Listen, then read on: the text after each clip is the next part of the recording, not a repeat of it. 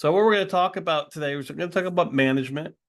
We're going to talk about leadership, but we're also going to talk about self-management and self-leadership because we're seeing more and more as organizations flatten that there's greater importance around managing yourself and leading yourself within the construct of getting the work done.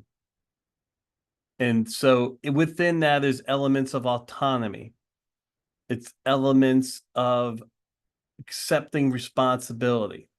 So, Scott, one of the first things you want to look at is showcasing when you autonomously attack the problem and solve that problem, or autonomously figured something out, whether it's yourself or utilizing team resources.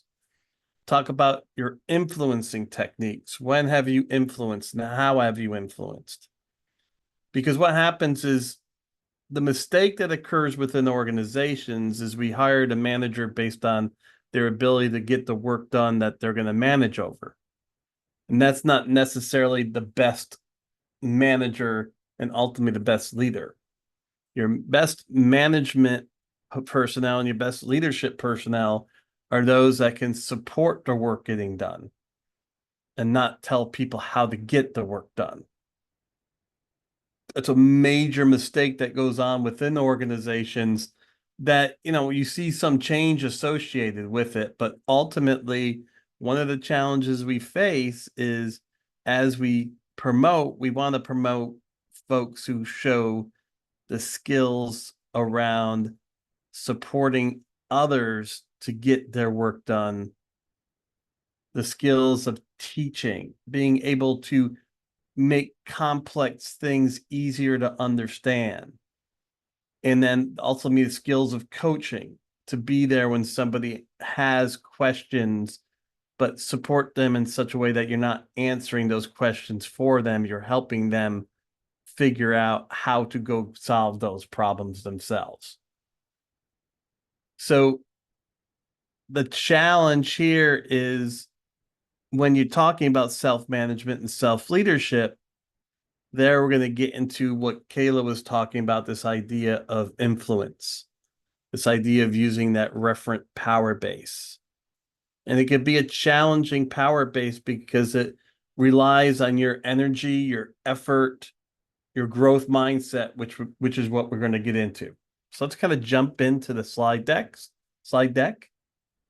So this all starts with you. So both questions were great because they started with a goal. When you look at management, leadership, and self-management, it starts with you.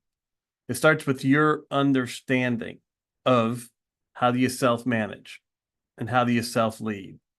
It starts with your understanding of what management is. It starts with your understanding of what leadership is. How have you processed it? What are your beliefs associated with it?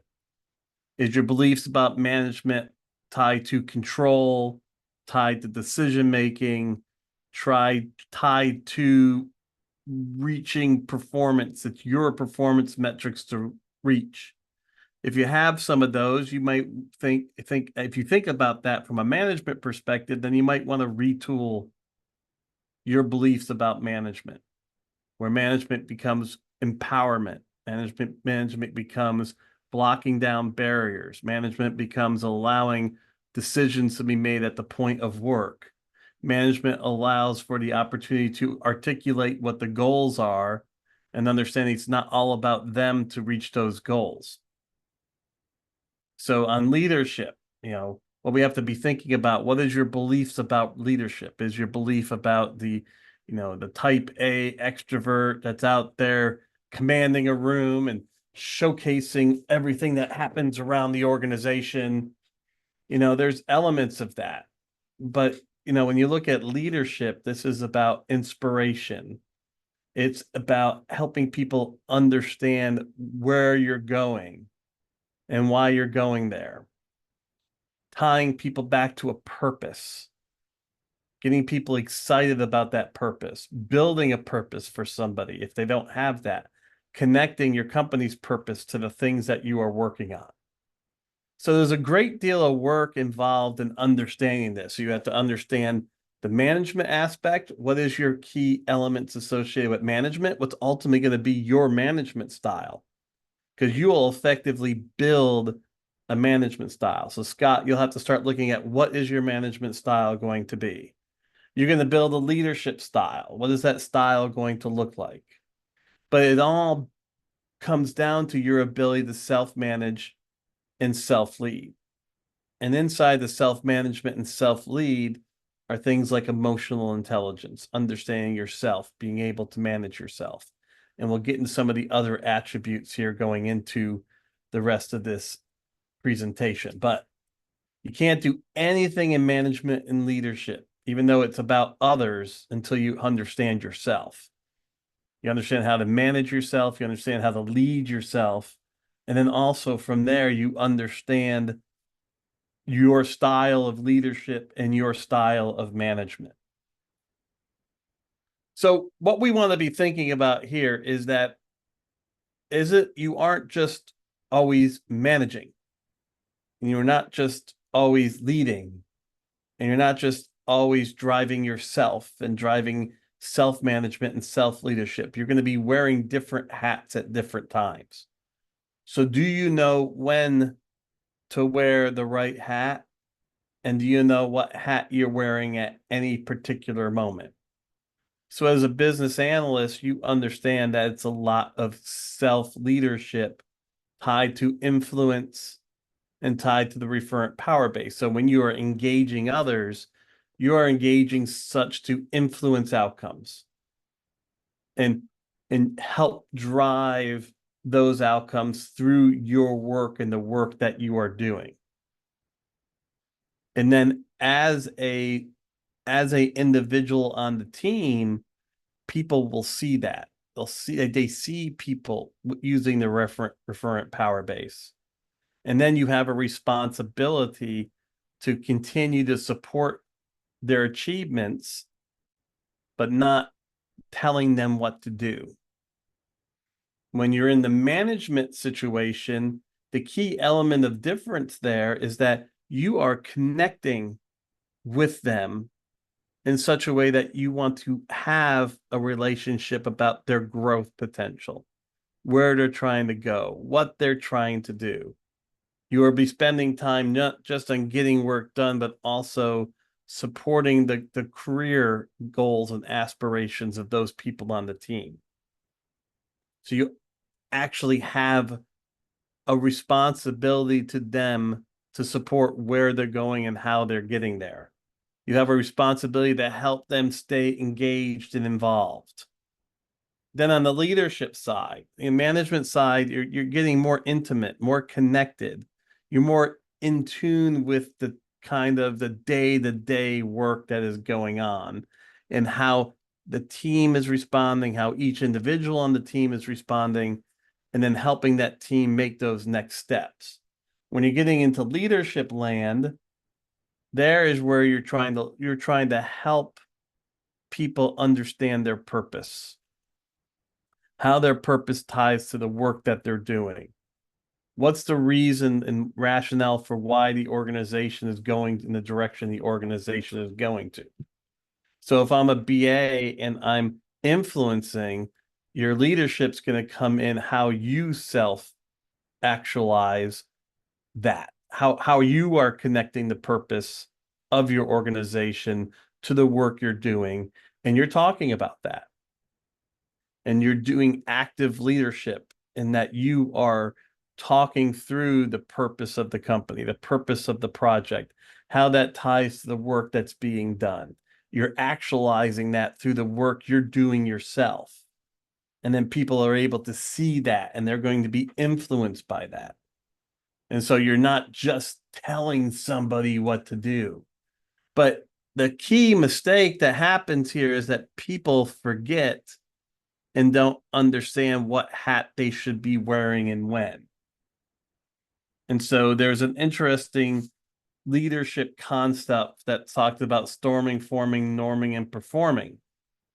And when you look at that construct of teaming, what you realize is that it's a perfect example of when and where to wear hats, because your storming and forming stage is really a stage of leadership. And then your norming and performing stage is really a stage of management.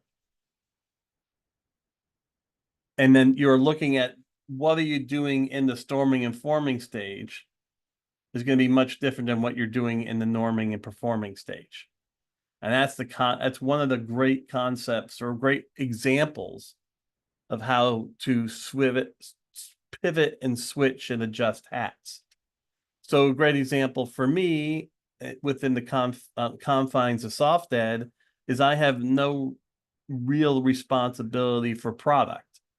I have to sell the things that are offered to us, but I also have responsibility for the profit and loss of the division.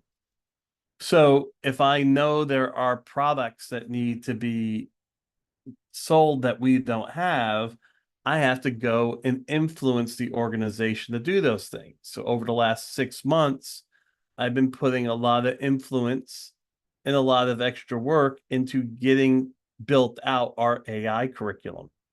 So I wasn't the one responsible, but I was the one influencing it to get the courses approved, to get the contracts approved, to outsource the content development, to build the contracts, and to actually actualize the work. So ultimately, 6 months of influencing has led to about $200,000 of revenue. And you look at that, and that's how you can see I had no positional responsibility there.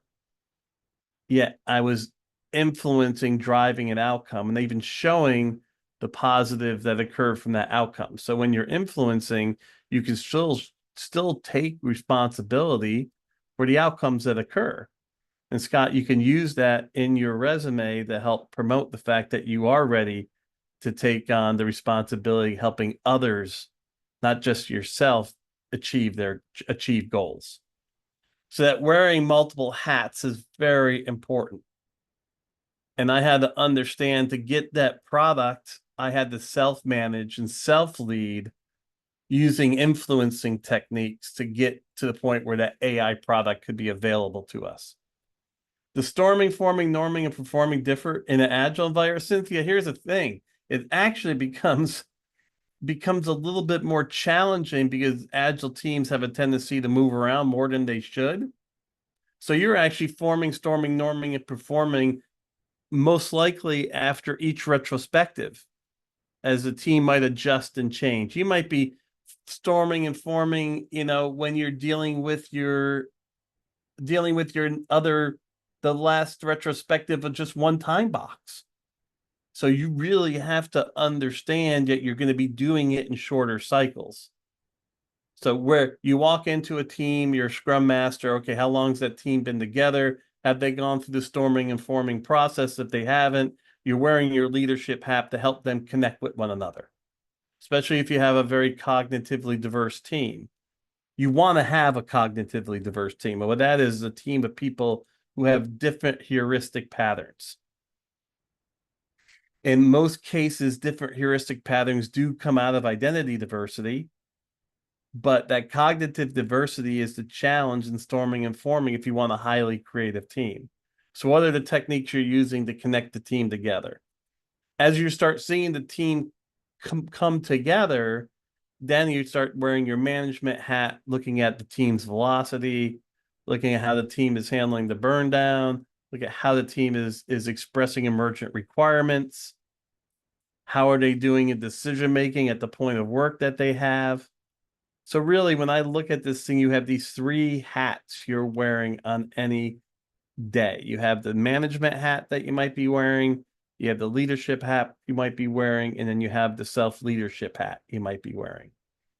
You might be on the self-leadership side, an individual contributor responsible to make decisions at the point of influence that you have, including value decisions at the point of influence you have. You might be in a project team that you have a project team lead responsibility. So you have management responsibility. There you have responsibility to support the individuals to ensure that they're getting the things they need to get their job done, that they have the right education to get the job done.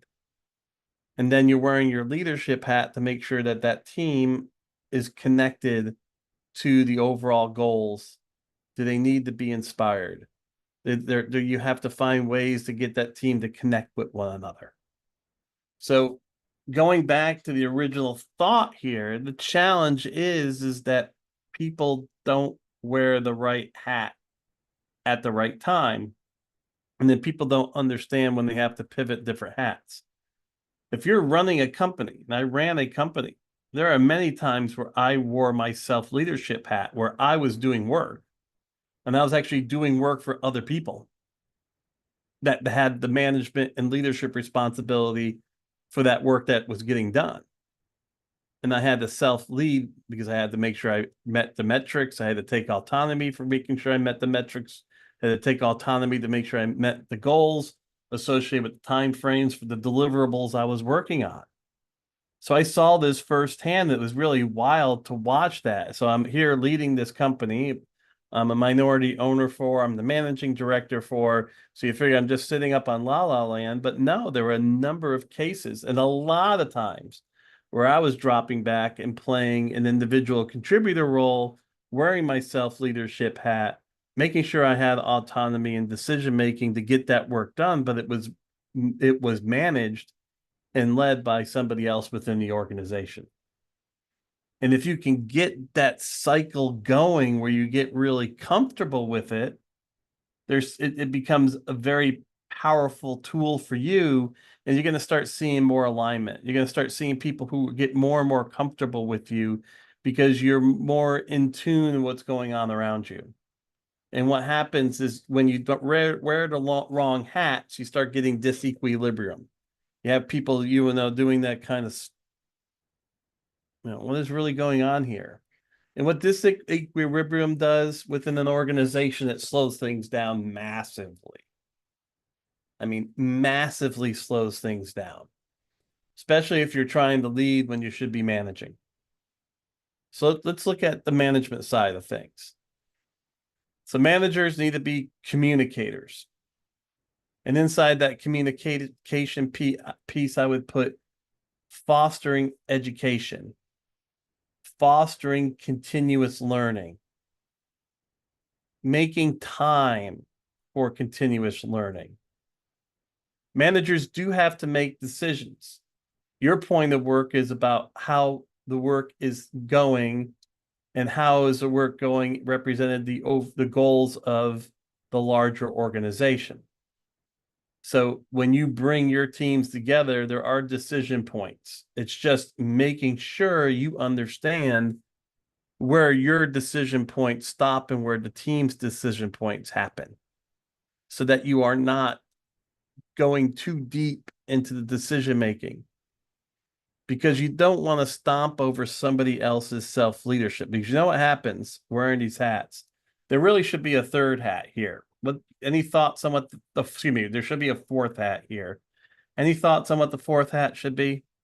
I love doing presentations because your brain starts going, right? And I'm like, oh my gosh, I need to have a fourth hat here. What's a fourth hat? There can be different terms for it. And all this happens, that's what happens most in an organization. So if a manager performs their job poorly, the fourth hat is going to be the disengaged hat. That means somebody is just doing the work with no real accountability and just no real passion for what the work is. So there is a fourth hat. That fourth hat is disengagement. And you could be passively disengaged or you can be actively disengaged. And when you're actively disengaged, that means that you're trying to cause problems within the structure of the organization. Sometimes you do that without even knowing it. So from a manager's perspective, what managers are trying to do is they're trying to actively engage the team so that the team is allowed to self-manage. Because once somebody turns off the self-management or self-leadership hat, they become a disengaged worker. And they tie into the thing called learned helplessness, and you're doing just what it is that you're supposed to do. For highly productive knowledge workers, this is where you lose productivity. This is where companies lose the ability to pivot quickly because managers are not working with their team to get them to self-manage. And what happens is if you have a really inspirational leader, yet when the leadership inspiration gets down to the team managing and the team managing shuts off the self leadership opportunities by driving decision making all the way down, they make decisions all the way down to the deepest point of work, then you have that incongruity, this equilibrium between what the leader's saying, what's going on in management, and there you have active disengagement and just plain disengagement. So that decision-making piece, although very important, and usually what people think is the number one thing a manager does, is really where you have to know a balance of where you make decisions, where you allow the team to make decisions. And if you're allowing the team to make decisions, are you open to taking responsibility for that? That's another thing. You might be willing to let the team make decisions, but are you willing to allow the team to be responsible? So, Scott, ways that you can present when you made decisions. What's the outcome of those decisions that you made, even if it's, wearing a self-managed hat is important to show your decision-making capabilities. Time management is very important. A manager needs to be involved in a lot of areas. So the better managers are those that can delegate so they can understand what's going on around the team itself, where some of the inflows might have problems that the team needs, tying it back into, some leadership concerns that might be out there of where the strategic leadership is happening so that manager can help the team pivot. What you want is a manager should be doing two things really well. Very deeply understanding each team member and what the team members are trying to do with their careers, and then spending a lot of time managing up, making sure the team has the best information possible. From a problem-solving standpoint, it's how do you get the team to solve the problem? How do you drive critical thinking with the team? How do you initiate critical thinking?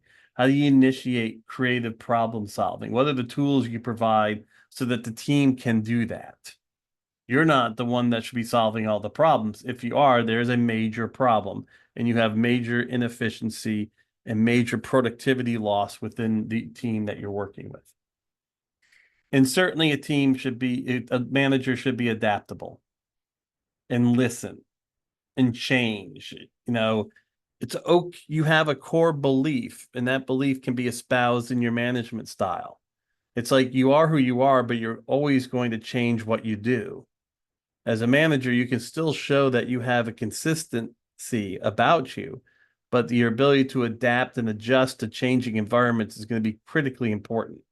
And too many times, this is where managers fail, is they think their bedrock is in what they know. Their reputation is in their consistency. It's in their ability to make decisions within that box. And they cause so much inefficiency because they're living just in that box. So when you look at the slide, one of the critical pieces that needs to be built out more that I have to do in the future is really looking at, number one, communication around understanding each individual on the team, who they are, what they're trying to achieve with their career, and helping them achieve that. The word for it is a net exporter of talent. As a manager, you want to be seen as someone who grows the individuals within the team, whether they leave the company and move on to some other great things, or they go and move up the organization. Because what happens with net exporters of talent, if somebody leaves an organization with a manager that was supporting and working and building, helping them build up their career, that person will come back with even more skills, with more information, with more knowledge. At the Do It work, one of the things I've been seeing is the ability to be able to look and see other people's work in other companies and being able to bring that into your company. There's so much value in that. So there's so much value in having an employee move on to another company and then come back at a higher level with brand new ideas. They're seeing different things. They can bring that into the company. So management, net exporter of talent, the ability to foster continuous learning and continuous innovation and creating time for that, real time, and time focused specifically on each individual, not some just generic, we're doing continuous learning at this hour of the day. So if you have any questions about management, definitely put those in there. And hope, Cynthia, I dealt with your storming, forming, norming in the agile environments. I think it's even more critical. You have hands raised. I can't open up your mic. I wish I could. So just go ahead and chat in your question. I'll be seeing it right here on the chat, so I'll be able to answer it. So let's look at leadership. And our culture is so enamored by leadership. Who's going to be a good leader? I'm a great leader. And again, I can't answer your questions with the open mic, but if you chat them in, I'd love to get a chance to see what you're thinking about or any shares that you have. Okay, leadership is important. There's no doubt about that. But you can grow your leadership skills, and sometimes there can be over leadership. That goes back to storming, forming, norming, and performing. There are times to lead and there are times to manage. So absolutely one of the most critical skills of leadership is trying to see outward and helping the organization have tools and techniques to think about next steps. But here's the thing. If you read the book, The Black Swan, From the Seed to Lead, you're going to realize that you can't predict things. Leadership doesn't mean there's a guru on the mountain top that's telling everybody what to do and how to do it. Leadership is understanding how to foster an environment where you're using techniques like design thinking, using techniques like lean startup to test new ideas and test new initiatives to get an understanding of where markets are going. So it's you want to move into somewhere with a vision and strategic direction, but you also have to have techniques that test why you're moving into that area. When we started moving into the AI space, we did 6 months of LinkedIn Live sessions. We did 6 months of blog posts. We tested 2 conferences out. We actually used the lean startup construct to see if it made sense based on the marketplace that we work with, which is you folks, to see if that would actually work.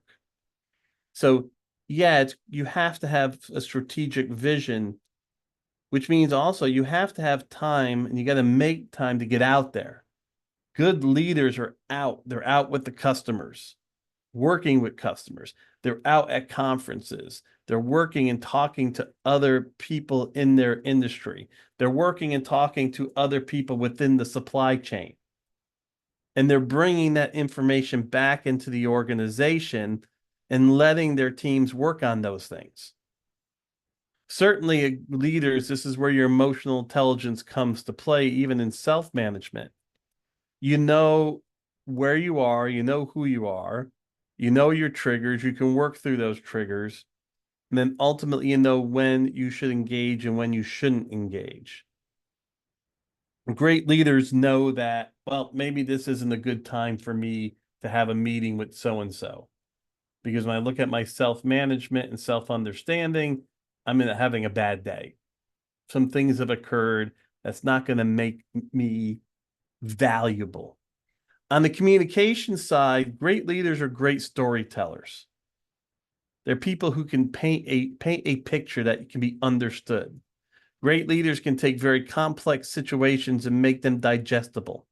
One of the biggest elements of likeonomics, of being likable, is this concept of simplicity. How are you building your skills to make very difficult, complex stuff simple to understand? And then without a doubt, leadership is listening. So I can still remember this to the day. 1995, 29 years ago, interviewing for my first job in training in July of 1995. And there's the owner of the company, and he is just listening to me babble on and on in the interview, just listening. So that owner, Steve Kinnear, ultimately worked for that company. He ultimately was my business partner with ASPE.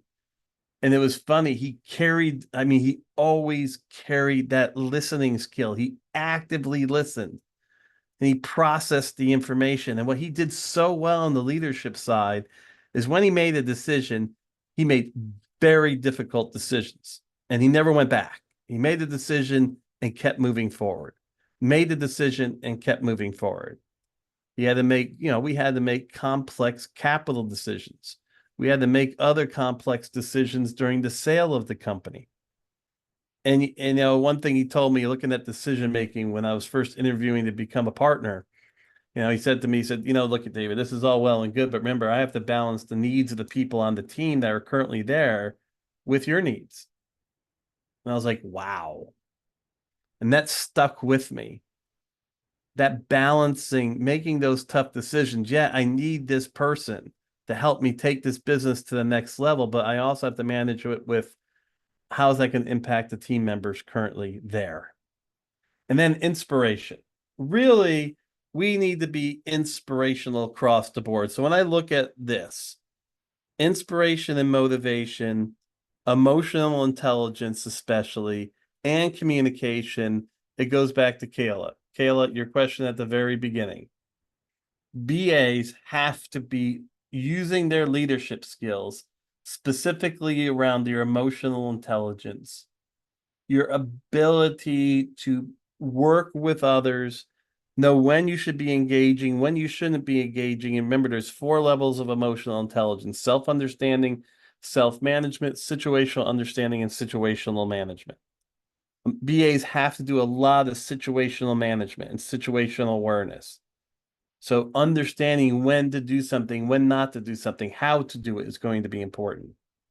Communicating, especially Kayla, around very complex issues.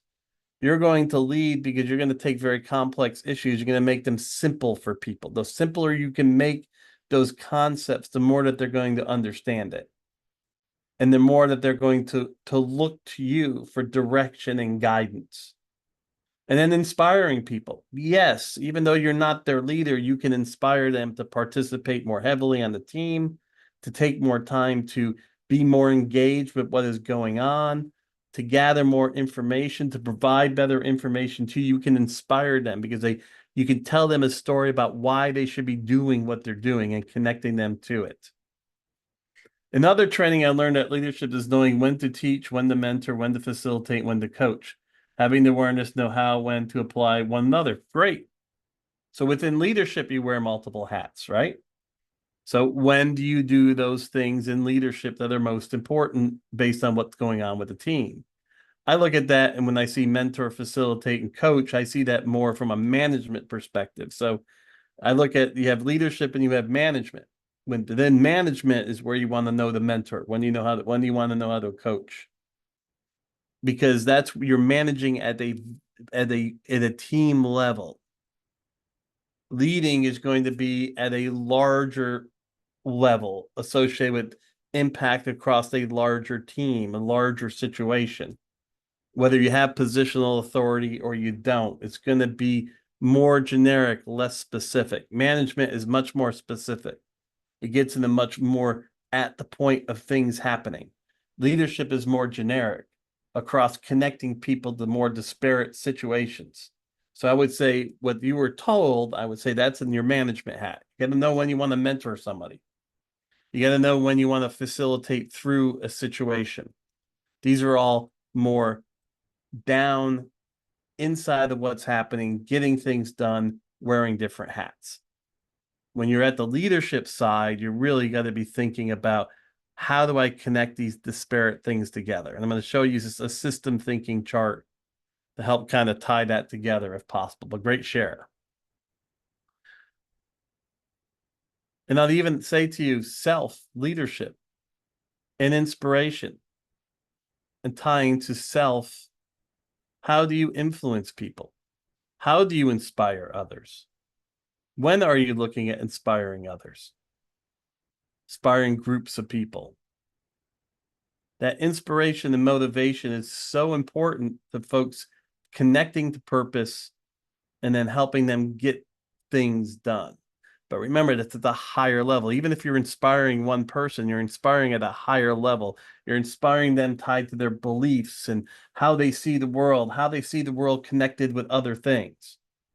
And then you can slowly take them down to the management of that. Okay, let's see, how does that connect to your work?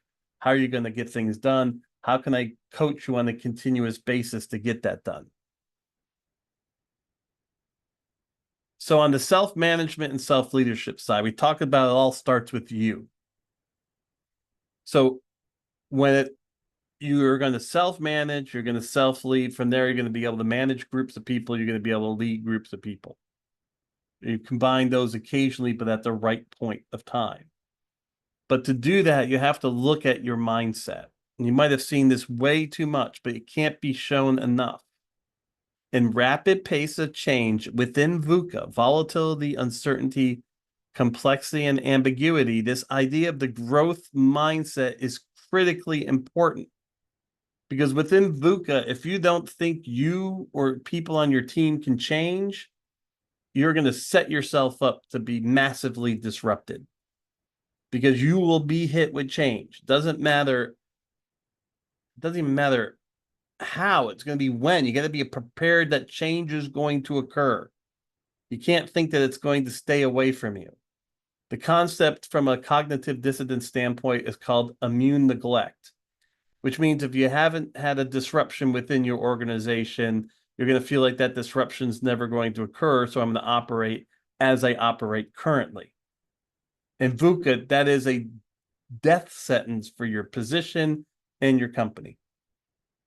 You got to be looking at the world and changing your belief structure to actually believe that you and others can learn, grow, and adapt, and that learning happens through failure. Yes, this is a big agile construct for sure.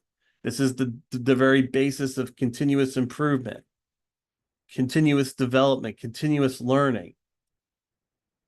But it still has not been built out because this is something that has to happen at the very depth of the belief level within yourself and within your teams. You have beliefs, and those beliefs turns into thoughts. Thoughts turns into feelings. Thoughts and feelings turn into behaviors and actions. When it comes to the growth mindset, most people do not believe that's the case. You come in to your organization in most cases with a fixed mindset. If I do this work, will be good and I'll be okay. If I go beyond that work, it gives me a chance to fail and I might lose my job. So, as a leader, how do you foster the growth mindset? Talking about new things you should be learning, why you should be learning them. As a manager, how do you foster the growth mindset? When you're working with each individual team member, you're coaching and mentoring associated with their ability to learn and adjust. So there's no incongruency there. It isn't the leader saying, oh, yes, we got to go out there and change, the manager not giving any time or any admit of themselves to support that in each individual. And then even yourself. Are you taking the time? Are you taking the time to build that growth mindset up in yourself? Just look at the changing language. You got to change the language that's inside. Oh, I made a mistake. That's bad. Remember, the idea of a mistake being bad has been pounded into your head since the first day you walked into kindergarten. Even if you went all the way up to get a master's degree, you're going to still be taking tests and they're still going to be saying whether this is right or this is wrong. Yes, in science, there are some right decisions, but when you learn in science, you learn still by making mistakes. We have never really graded people's capabilities based on the mistakes that they made. It's only in complex work environments where that becomes so important. So it's like you have to relearn this at work. Relearn, not relearn it, but you have to actually learn this. You have to learn that it's okay.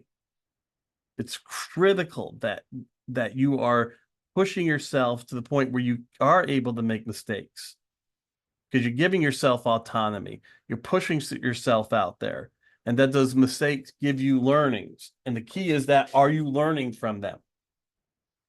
You're not creating chaos by making mistakes just to show chaos. That's called being a sociopath.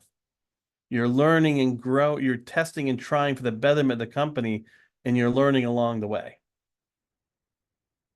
Without this, it's going to be very hard for companies to deal with VUCA. That's why, Fortune S&P 500 companies who used to survive on the S&P 500 for like 40 years back in the 60s, the average length of time that a company stays on the S&P 500 is 12 years now. So this goes back to self. Remember, this section is about self-management, self-leadership. Where are you at with your psychological safety? Because psychological safety is like a pyramid. You have psychological safety at the leadership level. You're communicating the idea of continuous learning. You're communicating the idea across the company about how it's very important to train and adjust and adapt, and we're okay with learning and mistakes, and we want to absorb those so we can learn. And then you've got that psychological safety at the management level. So are you creating a psychologically safe environment where someone feels safe when they're very engaged in their work, that there are high standards, but they know that as they're pushing to reach those high standards, ultimately, if they do things, they're going to be given praise for making things happen, and they're going to be worked and supported when mistakes occur to take the next steps and grow and evolve from that. But really, at the bottom layer of self-management and self-leadership, the only true way you can have psychological safety is if you give yourself that psychological safety.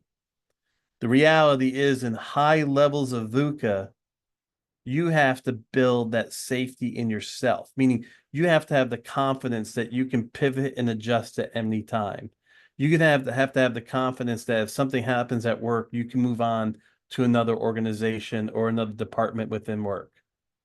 It's the basis of that fear of not being able to move within a company or within other companies that drives the learned helplessness at the self level, that drives very, very low levels of psychological safety. Because people are fearful that they're going to lose their job.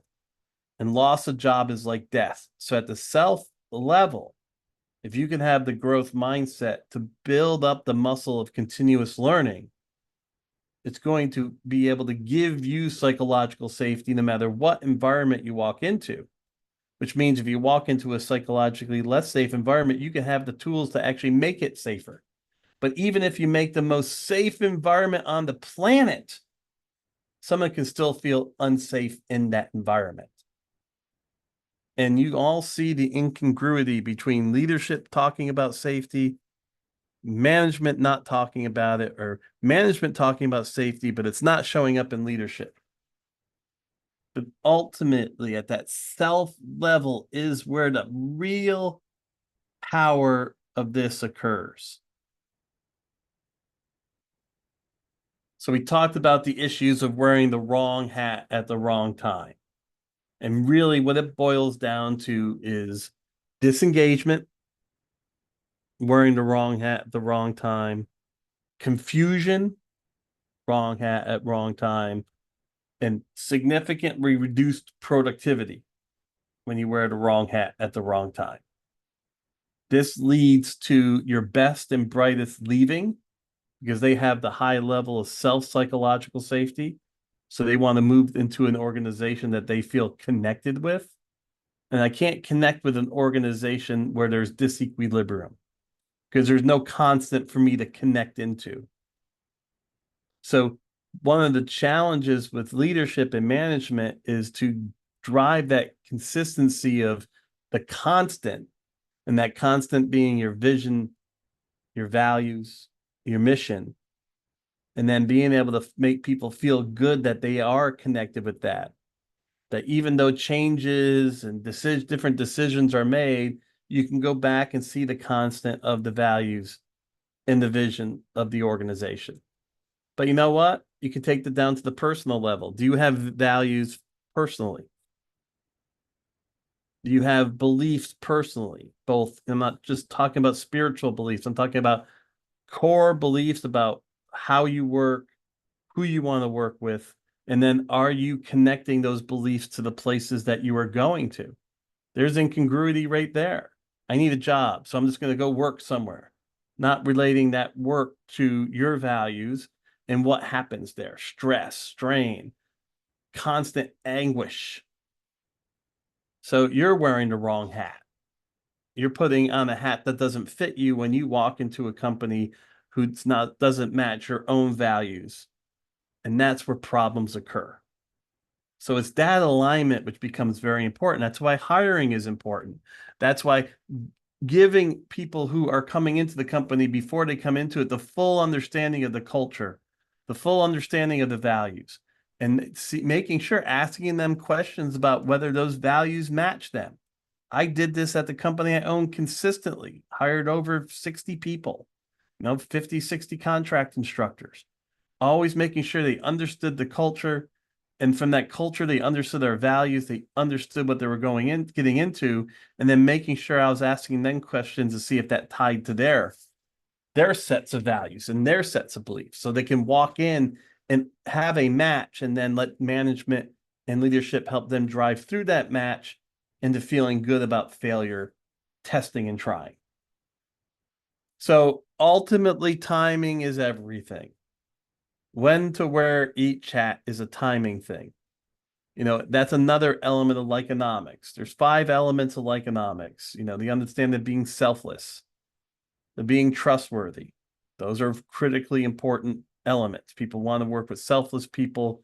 They want to work with trustworthy people. But the 3 that really cause problems in business is going to be relevance. But the last 2, as we talked about, I'm talking about now, is timing and keeping things simple.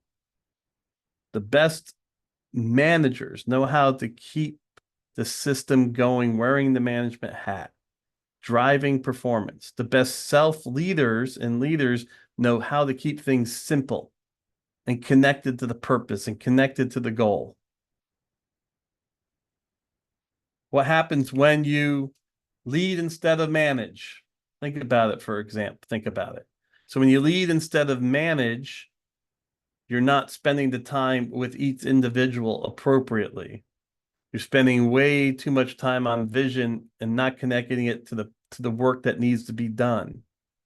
You're not adjusting performance metrics and goals based on where the organization currently goes. So you have a lot of confused individuals. When you manage instead of lead, people aren't connected with the culture. People don't understand what the purpose is. People feel like they're being left out and where things are going. Again, disequilibrium. So lead or manage instead of self-lead or self-manage. Here ultimately, are you prepared to manage and lead? Ultimately, first you have to self-manage and self-lead within the work that you're doing. But you all can have different examples of this. I made many mistakes wearing the wrong hat at the wrong time. So when you're looking at this balance, when you're trying to maintain the organizational structure, you're communicating and you're providing high-level direction at the leadership level. You're ultimately making direct feedback and information at the management level. You can get the rest of how do you enable decisions? How are you influencing outcomes? You're balancing it. Sometimes you wear the leadership hat when you're influencing, when you're inspiring. Sometimes you're wearing the management hat and you know what the performance indicators are. You're reinforcing positive performance. You're helping inspire people to reach better performance if they're stuck in a grind. So ultimately, one of the best ways to see where you're at is looking at it from a systems perspective. Leaders work in the transformation and design area. They're looking at things that are going on around the organization. They're analyzing beliefs. They're looking at the values that people have within the company. And they're pushing those things. They're trying to test, using testing mechanisms to see if those beliefs and values within the system are aligned. And then they're looking at how to adjust the patterns accordingly. At management level, you're dealing with reactions. You're dealing with events as they're occurring, and you're working through those events, and you're anticipating that, helping the team try to anticipate what's happening when trends are occurring. So with lead management, you're working in things you can see. With leadership, you're working on things that aren't necessarily seen, but are critically important to the overall system.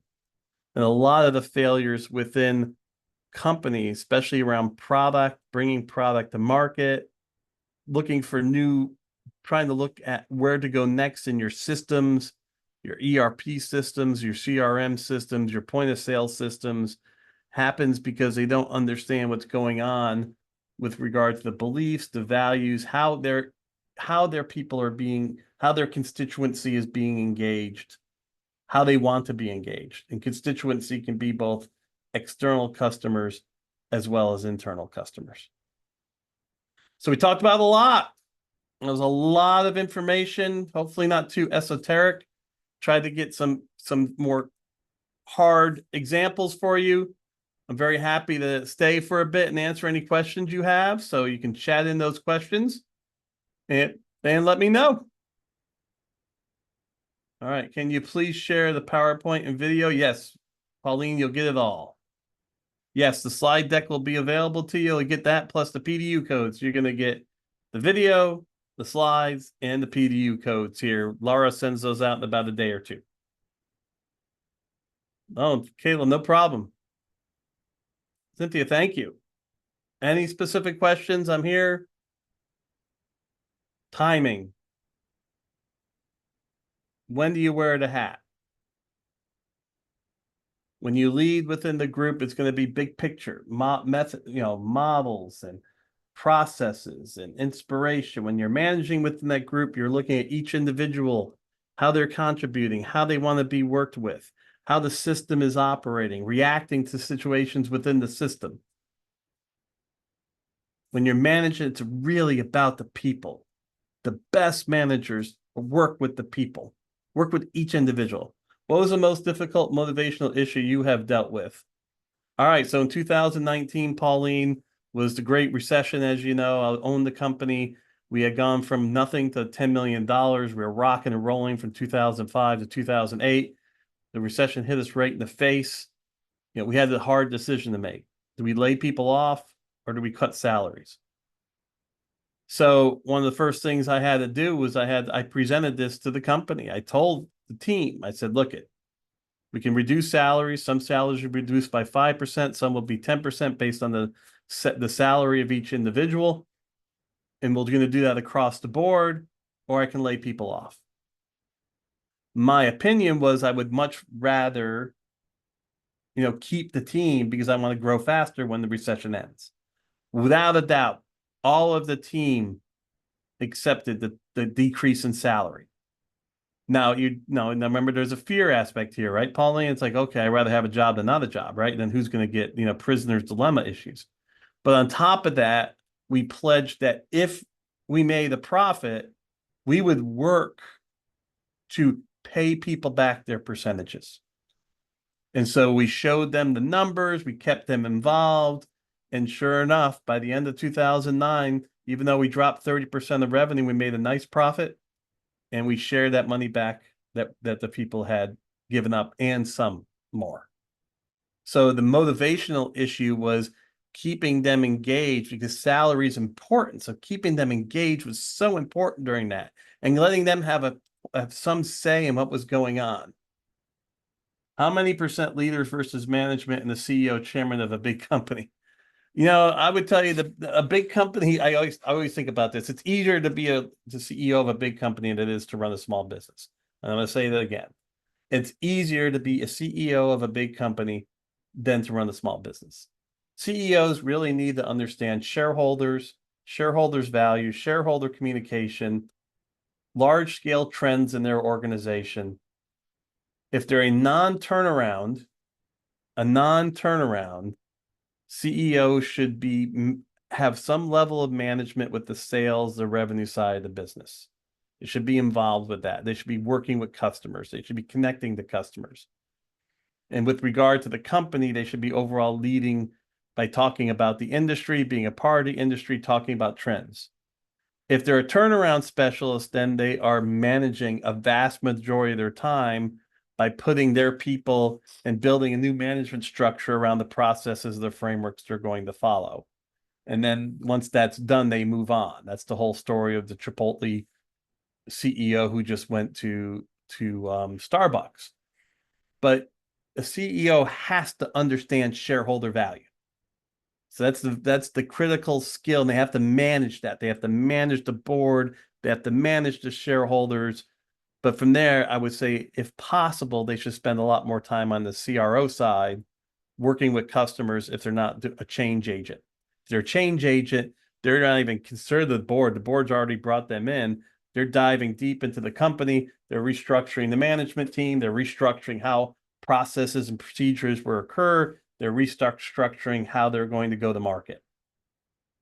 So, Cynthia, our organization structure is strictly on leading, since words matter, management are not words used. Being a team member here requires that we think in terms of roles and positions, but there is no way to be successful without. Yeah. So, Cynthia, management's about, are people talking to you individually? Are they taking time to talk to you about your career, where you're going, how your work ties to the overall structure? Yes, you have to wear the management hat. And I do think there's a problem with that. There's a problem, Cynthia, with that structure, because management's not a dirty word. Management's really important. It's how management is actualized. And management needs to be actualized as it ties to people and performance. So I find it hard to manage some employees who are close to retirement age. All right. Oh, Mohet. Phenomenal issue. And I'm that way. I don't know how someone can manage me. I don't necessarily need performance reviews. I don't necessarily want to have continuous learning. But Mohet, what I would say to you is purpose. Do your best to help them connect to the purpose. And number two, sharing and pay it forward. Get them to see their skill set and how they can pay it forward to other people within the organization, how they can share what they know, share the knowledge, the experience, and what they know. So those are but you're going to have to really look at them and look at them differently.